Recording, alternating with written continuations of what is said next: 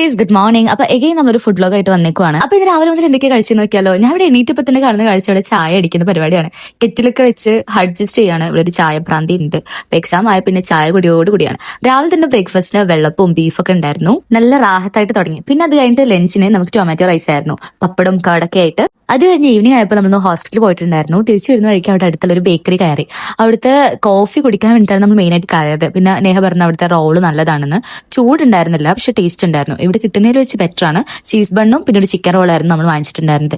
Coffee ഒരു രക്ഷയില്ല, കിടിലം. മെഷീൻ കോഫി എനിക്ക് ഭയങ്കര ഇഷ്ടമാണ് കേട്ടോ. പിന്നെ ഈ ഒരു ക്രീം ബണ്ണായിരുന്നു കഴിച്ചിട്ടുണ്ടായിരുന്നത്. അത് പറ്റാപത്താണ്. വയറ് ഫുള്ളായിട്ട് നമ്മൾ റൂമിൽ എത്തിക്കുമ്പോൾ പിന്നെ ഇത് ഇവിടെ ഫസ്റ്റ് ഇലവൻ ഓർഡർ ചെയ്തിരിക്കണേ. ഇവിടെ ഒരാൾക്ക് പിരീഡ്സ് ആണ്, പിന്നെ ഭയങ്കര ഷുഗർ ക്രേവിങ്സ് ആവുമല്ലോ. സൈൻ ഇലവൻ്റെ അത്രയും വരില്ലെങ്കിലും കൊള്ളാം. അത് കണ്ടിട്ട് കൊതിയായിട്ട് വാങ്ങിയതാണെന്നാണ് കേട്ടോ പറഞ്ഞത്. എന്റെ ഫസ്റ്റ് വൈറ്റ് നല്ലതായിരുന്നു. ഇവിടെ ആരും കഴിച്ചിട്ടില്ല, ഞാൻ മാത്രമേ കഴിച്ചിട്ടുള്ളൂ.